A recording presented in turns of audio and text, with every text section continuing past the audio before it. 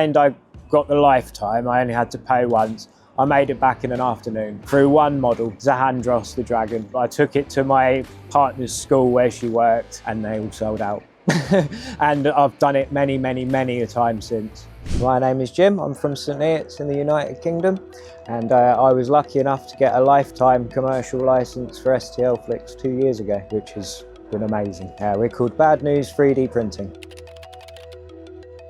It's a bit of a story. Originally, the business wasn't to make 3D prints. I wanted to give bad news, hence the name of the business. If you had bad news for a friend and you didn't want to tell them, I'd have been there to tell them. With that came making merchandise, and I come across a cheap 3D printer to make stands for darts. Turns out I was quite good at it. And before I knew it, I saw an advert for you guys. Never run out of things to print again, I believe it said. I was like, I'm having that. And yeah, the rest is history. Now we've gone from dart stands to toys and everything else you see here. 2.5 years ago. It was really good. So I ended up making my son some bits. He said they were great. So I was like, well, let's see how far we can go with it. And now I do this for my full-time job. I was making stickers, adhesive labels on massive press machines, making labels on rolls, on sheets, printed stickers, stuff like that. Because I wanted to work for myself. I'd had enough. It was time to run with this. I've got so much achieved since I did leave my job, toy safety certificates and everything else. Definitely worth it. So before this, I used to make adhesive labels on big press machines. They used to be on rolls and on stickers. And I bought a 3D printer to help a friend out make dart stands for his shop. And it turns out I was very good at it. So after a bit more investment, I quit my job and ran with it. 3D printing is my full-time job and I wouldn't swap it for anything. That's a tough question. It just sort of happened. I fell into the market. People realised I was 3D printing and they approached me wanting, oh, can you do a dice tower, or can you do this? And I could, thanks to you guys. So yeah, I had that feeling this was the market. At the time, there wasn't much about, there wasn't all the printing 3D shops and all that. That's where I went. I was stocking shops before I knew it. No, I suppose you'd call me a manufacturer or an engineer, not a salesperson. I have learnt a lot about sales in the last year, but yeah, I wouldn't class myself as a salesperson. No, I started small, car boot sales, or you'd call them flea markets. Nothing like a big market stall, so it was nothing to lose at first. And then, say, the popularity was crazy. Before long, people were going to those car boots just for me. So I knew it would go a bit further, so yeah. I'd say my biggest challenge was trying to find my way onto the online market. When it comes to toys, I haven't managed to get very far at all. I do have a website where I do sell things, but mainly it's people coming to collect them from in-store. I have a few bits on eBay, but again, it's back to darts. Nothing toy related. It's more online. I sell things like dart things, like practical things. So my biggest seller, funny enough, is picture a dartboard and you've got the number ring. The little clips that hold on those number rings, I sell hundreds of them. Someone asked on Facebook, can I make does anyone sell these? Because they couldn't get them. And after looking online, the only company at the time was based in Australia. The postage was like £20 just to get it here. So I popped one off my dartboard, I drew it up on Tinkercad, and yeah, put it on eBay, and the rest is history. I was selling hundreds of them.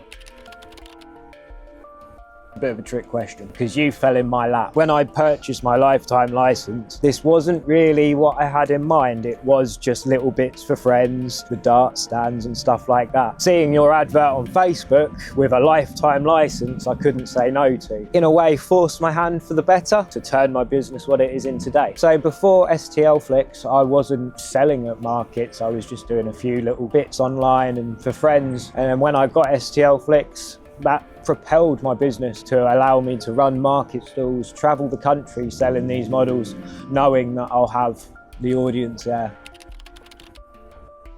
I lose count. I do about 20 shows a month, maybe. I come here twice a week. I do car boots on a Sunday, school fates in the week, whatever I can get my hands on. To the end of November through December, I'm chock-a-block. And there's so many different varieties of shows that will take me.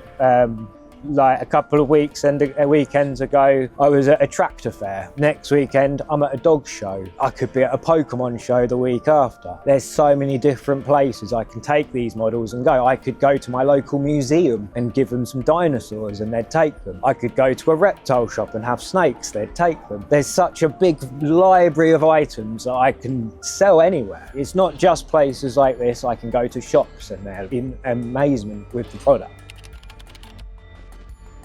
I would say 75% of my sales come through STLFlix models, easily. Betsy the Sea Star being the most popular, for sure. Overall, the fidget cubes, they're my best sellers overall, I would say. And then closely followed by my mini flexi selection over there. Loads of different animals, 5 for a fiver, 5 for £5. People, all of them, yeah, all from STLFlix. I'd say a good 80% of my models on the stall are STLFlix. I use one other designer because I have no need for anyone else, really. STLFlix covers the basics from things to my house to toys I can sell. I don't need anyone else. Mainly animal-based categories, I'd say. Any toys with an animal on it, or even the Fox bookends that you released. They're popular, they sell. Dragons last year. This year they've lost a bit of popularity. It's probably because everyone's got one. But yeah, I'd say animals, dragons, and the toy category is what I sell the most. I'd say about £8,000 to £9,000 a year in just STLFlix sales. I'd say that's a rough guess, but yeah, about 8,000 to 9,000 a year. I'd say I made my commercial license fee back. Bear in mind, I got the lifetime. I only had to pay once. I made it back in an afternoon through one model, Zahandros the dragon. I took it to my partner's school where she worked and they all sold out. And I've done it many a time since. So yeah, value for money wise, can't go wrong. If you were to say to me, we're taking your lifetime away from you, I'd still buy the monthly commercial. What, to make my money back? An afternoon, one day, yeah, through one model. I made up about 30 of them and I took them into a school and they just went. The thing that I like the most about STLFlix is the range of models. It's not just toys or just animals or just dragons or whatever. You have things for your home, you have clocks, you have light boxes, you have things for every age range you could think of. You've got swords, you've got miniatures. It's too much to just list on how much you offer a small business like myself. It really is. STLFlix, to me, is the reason my business has thrived and is still going. If I hadn't signed up to STLFlix, I probably wouldn't have made it past year one. As I say, the broad range just allows me to have different products every week, week in, week out. I can have something new, and it doesn't have to be the latest drop. It could be from ages ago. There's always something new I can bring out, which then keeps the customers coming back. To say there's too much to list what you guys offer for a small business to say, yes, that's worth it, because there is just so much. Okay, there may be drops where I'm like, oh, I'm not going to do that, but that makes up for all of it. This dragon here has made up my fee 12, 13, 15 times, just this dragon, let alone everything else that I can print. So without that, I say the business wouldn't be here right now. And well, the stars of this year's drop, I only brought these out this year, the stars. The dragons were one of my first STLFlix prints to go with me on a stall. But this year, these have been the best STLFlix seller by far. I decided to stick with STLFlix and not go the other way of character models and stuff. There's, well, two reasons. A, I like to stick to the rules, make sure people get paid that should get paid, and B, it's what everyone else does. Why be the same as everyone else? Why? When everyone's printing Labubu's and all of that, why not be different and have a scubby? The happiest moment of my 3D printing journey would have to be when I made the move from working in my garage to my little warehouse that I'm in now. It's managed to streamline the whole business down. I have room for everything, and to me that was the proudest moment. I have room to display all my models. People can come in and view the stock, see the printers working if they want. I couldn't offer that in a garage. I can now, and that is my biggest achievement. And to be honest, I've got you guys to thank for it because of all of your models. If I didn't have it, that wouldn't have happened. The toughest moment, trying to pick the right events. Sometimes you can go to events and they're not what you think they're going to be. For instance, last year I took all my toys to a Pokemon trading card show, and I had a really good show. So I thought, right, I'm going to pay my way into all these shows, and throughout all of last Christmas I was at these Pokemon shows, and other people decided they were going to do the same thing, and I didn't make any sales. And to be honest, I was lucky to make it through. I made it through and changed my course of direction and brought my things outside. The biggest thing I work towards doing this is just seeing smiles on kids' faces. When one week they can come up to me and go, do you have this animal? And I go, no, give me a week. And their little face, when I pull it out of their pocket, I go, here you go, nothing beats it. Nothing beats it. It's like they've got their own personalised toy that no one else has got, because you can offer that to them.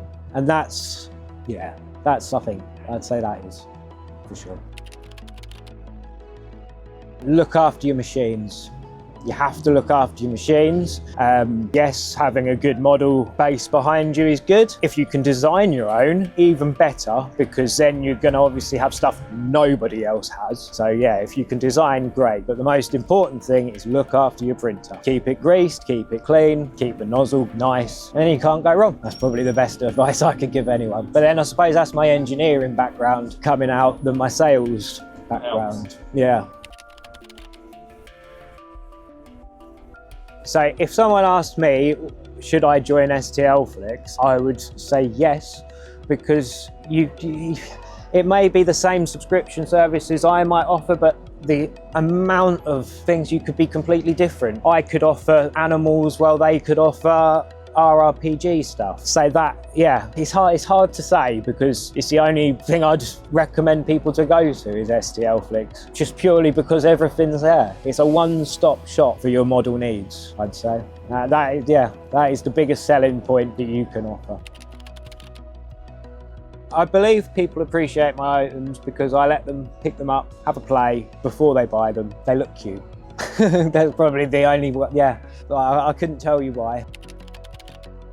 I first heard of STLFlix just flicking through Facebook. I see an advert with Bruno offering us to never run out of prints again on a lifetime commercial license, and I couldn't say no. Yeah, I did, and I do not regret any penny of it. Now you don't run out of things to print? No, never. I haven't run out of things to print ever. Even if I was having a blank, I could just have 5 minutes scrolling through your website and I'd find something.